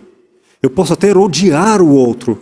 No meu caso não é difícil encontrar aqueles que tenham algumas aversões, especialmente num mundo tão polarizado, com tantos exemplos de barbáries. Mas se trata de, mesmo que eu odeie o outro, eu não me tornarei cúmplice pior do que ele para vencê-lo. Se trata de que eu sou responsável na presença do outro em não perder a minha humanidade. E que não está em mim, está quando eu assumo a resposta na presença do outro e digo que compete a mim, ainda que não seja simétrico, seja desigual, eu devo manter a ponte da nossa humanidade. Nesse sentido, eu digo que não é uma questão biológica, ela é de todos nós, o senso. E um outro ponto é quando falou, por exemplo, no Francis Bacon, sobre a sua, talvez não responsabilidade. E eu quero dizer que na própria obra dele, o Francis Bacon, quando ele, em 1600, publica Novo Órgão, título para responder a Aristóteles, o órgão, a lógica, quer dizer uma nova lógica, uma nova forma de pensar, de onde ele cria o que é a epígrafe do mundo moderno industrial. Saber é poder. É uma relação de conhecimento e o conhecimento não está isento de controle e dominação. E não é mais uma relação de empatia ou uma relação de alteridade entre iguais. É uma relação de superior ao inferior. E ele deixa literalmente nesse texto que a natureza é uma mulher. E ele diz que é como uma fêmea, e ela deve ser torturada, e deve-se arrancar seus segredos mediante tortura. Ele estava num espírito que era próprio da sua época, no qual o conhecimento é uma relação de poder. E é nesse sentido que a hospitalidade dentro ou fora do hospital, e digo não apenas os médicos, não apenas os hospitais, mas todas as escolas, os presídios, as boates, em todas as instituições, nós podemos perder essa humanidade e podemos sim querer torturar o outro para, acima de tudo, vencê-lo com razão, mas sem amor. Um outro ponto, e aqui eu coloco um pouco do resgate das questões que foram tratadas aqui pelos nossos ouvintes na plataforma do YouTube, quando foi perguntado pela sinergia. Deixa eu ver aqui. A Rosemary Isaac diz: boa tarde, professor Murilo e grande amigo Will. Haveria como explicar a questão da pandemia ter características de sindemia num momento tão delicado para todos nós? Haveria como falar sobre, não com conhecimento ou sabedoria, mas apenas para refletir sobre o tema? É uma expressão relativamente nova, da década de 90, em que a sindemia é uma mescla entre a pandemia, a noção de totalidade, e a noção de sinergia. A noção de que tudo está acontecendo não de forma isolada, mas de forma mesclada em algo que se torna maior do que a soma de suas partes. Significa que duas ou mais doenças que se interagem formam uma força ao fundo que ultrapassam a periculosidade dessas doenças em separado. Então, quando nós estamos falando em sinergia, estamos falando também em um mundo polarizado. No Brasil, na nossa infeliz política que apregou a violência como lugar comum, sem hospitalidade, ao contrário, por desumanidade. Assim como nós vimos nos Estados Unidos e lá por extensão ao mundo, um discurso lamentável contra o estrangeiro, do americano contra os seus vizinhos, o México criando fronteiras, erguendo muros, e contra o sentido ético e de sobrevivência da humanidade, falando contra a ecologia, impedindo o cuidado com o carbono, o aumento do carbono no Brasil, no mundo, aliás, do gás carbônico. Quer dizer, um retrocesso do senso de humanidade. Bom, de fato, estamos sim em uma sindemia. Mas a sindemia que sempre houve em outros momentos, para falar em egrégoras, citei a Idade Média, quando tivemos uma espécie de noção de infinitude ou de totalidade em cada pessoa, em nome de Deus, e Deus é o absoluto. Em nome de Deus, toda violência é justificada. E aí era uma mescla de ódios e que se tornavam polarizadas entre religiões, uma sindemia e de horrores. E no momento atual, de outra forma, quando nós falamos em uma época profundamente globalizada, a toxicidade, através da internet, de pessoas que preferem divulgar o excesso de informações ou de eu, do individualismo, desocupando o lugar que deveria ser do nós, o eu enquanto nós, então nós falamos sim em informação que confunde, em toxicidades de imagens, de sons, que fazem com que uma doença deixa de ser só motivo de sofrimento e passa a ser comunicação de um mal-estar difícil de ser limitado a ser isto ou aquilo. É uma ecosfera de sombras que o mundo atravessa. Então, sim, precisamos de uma força coletiva entre o humano, e eu não digo no sentido religioso, mas o sagrado, que é a profundidade ética de todos nós. O que nos salva, digo eu, por uma crença própria, é o paradoxo da ética. Porque justamente quando na história da humanidade formos mais antiéticos, quanto mais a ética faltar, mais ela se fará necessária e mais a sua presença, o eco como uma luz na escuridão, será vista por mais tempo e mais longe.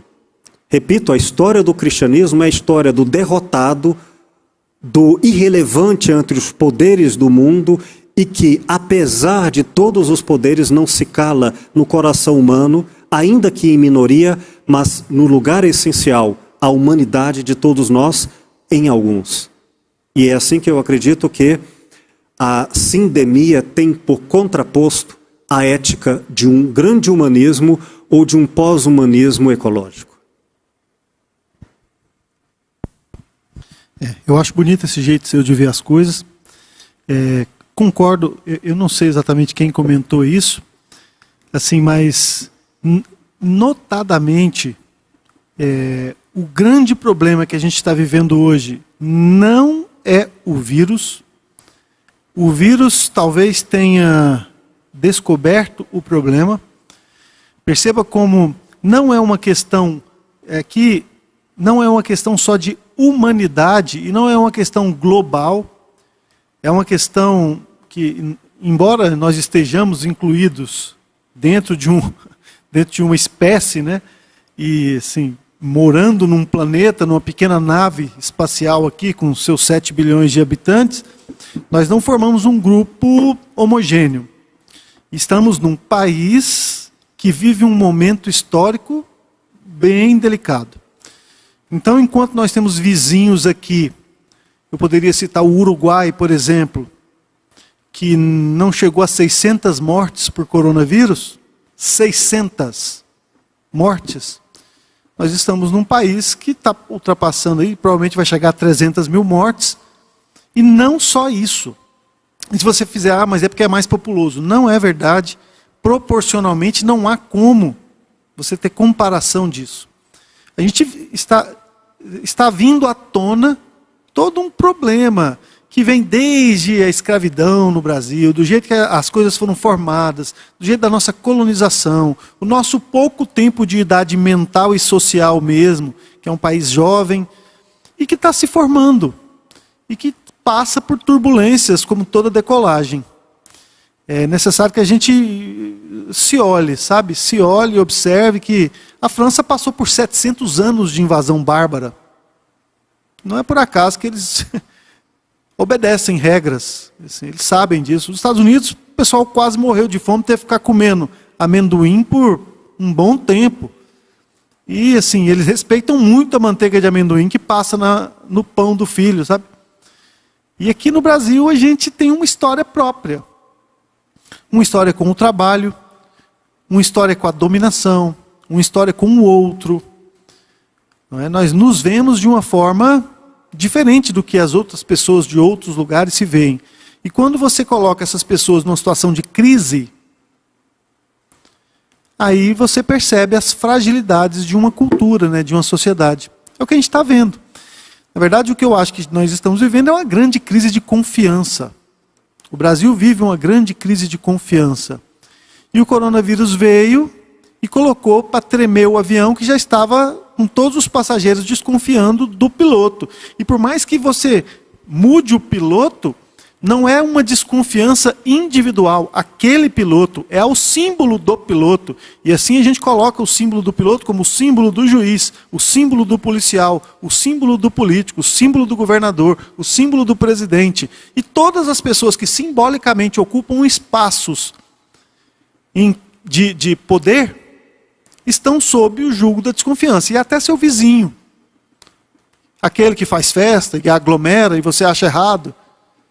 E a gente está vivendo uma crise de confiança. Essa crise de confiança nos levou até aqui, como diz o professor Will, existe um equilíbrio. Existe um equilíbrio.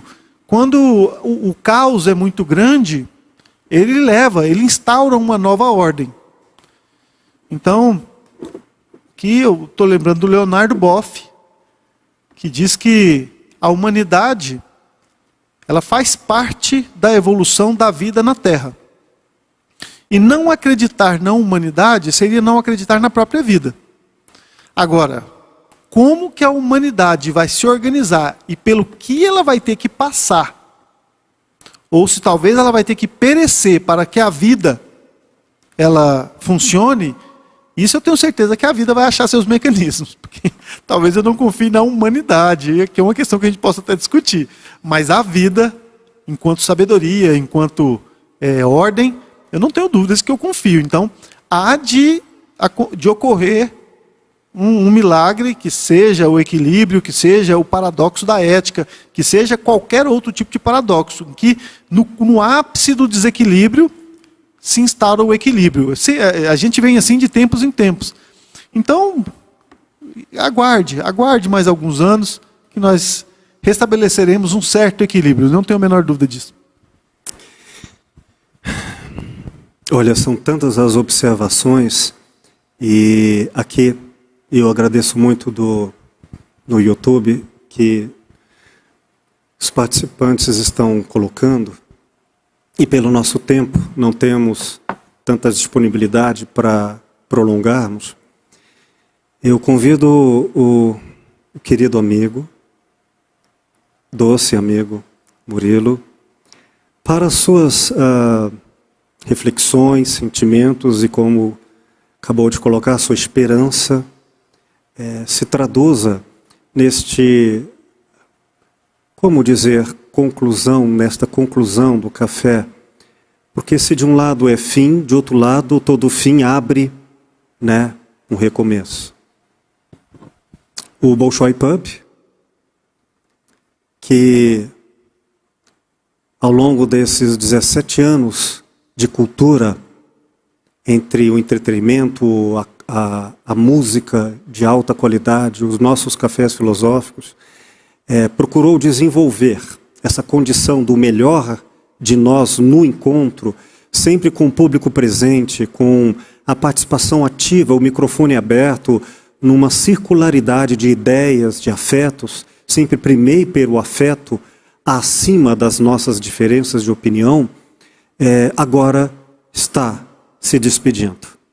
O que virá depois, não apenas para o Bolshoi, para tantas vidas pessoais e organizacionais, não sabemos, mas nos colocamos esperançosos para que juntos possamos encontrar soluções. Se não portas onde trafegávamos, janelas onde talvez em pensamento possamos voar. E convido a você, Rodrigo, ao querido Rodrigo Carrilho, nosso reconhecimento, nossa gratidão, e ao querido amigo Murilo, professor, doutor, e um grande ser humano em que eu sou aprendiz e aluno sempre, para as suas reflexões de repercussão, se não conclusão, que repercutam ainda, e mesmo quando cessada a voz aqui, neste exato momento, pelo YouTube, em vídeo, continue a posteridade ecoando falas e sempre seja possível a oportunidade de um reencontro. Sim. Bom, o nosso encontro, o meu com você, ele é ad eterno. Eu me sentarei na mesa da Casa de Estudos Francisco de Assis enquanto estiver respirando. Espero respirar por muitos anos ainda. Agora, o nosso encontro, muitas pessoas não me conheciam, estão me conhecendo hoje, está chegando ao fim, mas é necessário que uma coisa fique. Eu queria que você prestasse atenção num detalhe. O seu cérebro, assim como o meu, assim como o nosso, é muito preguiçoso. E muito facilmente a gente cai numa situação de automatismo. A gente se habitua a pensar de um jeito. A gente se habitua a fazer de um jeito. A gente se habitua a cortar a cabeça do peixe porque a nossa bisavó tinha uma frigideira pequena. Esse hábito, que muitas vezes nos salvou, provavelmente lá na África, 150 mil anos atrás, poupou energia, nos mostrou caminhos seguros, talvez hoje ele não seja exatamente um bom negócio. Então eu convido a você que se mantenha atento. Já teve um grande mestre que disse: vigiai. Presta atenção. Fique atento nos detalhes, nos seus detalhes internos, na sua forma de ler o mundo, na sua forma de ler seus filhos, de ler sua esposa, de ler seu marido, de se relacionar. Fique atento. É incômodo, dá trabalho, mas é necessário. Porque você em constante transformação e autoconstrução significa uma sociedade em constante autotransformação e evolução. Pessoas enraizadas na mesma forma de pensar, agir, ser, munidas de um aparelho com um algoritmo que instrui elas a ficar no mesmo lugar sempre, são perigosas. Fique atento, só, fique atento, tá bom? Um prazer estar aqui, professor, inenarrável, um prazer enorme. Estamos juntos sempre. Meu nome é Will Goya, eu sou diretor, fundador da Casa de Estudos Francisco de Assis, Centro de Filosofia Clínica em Goiânia, Goiás, onde temos a formação, a especialização em filosofia clínica, a formação em prática para a formação de novos terapeutas. Em nosso consultório, com a prática desse cuidado de alteridade há 20 anos, e com o coração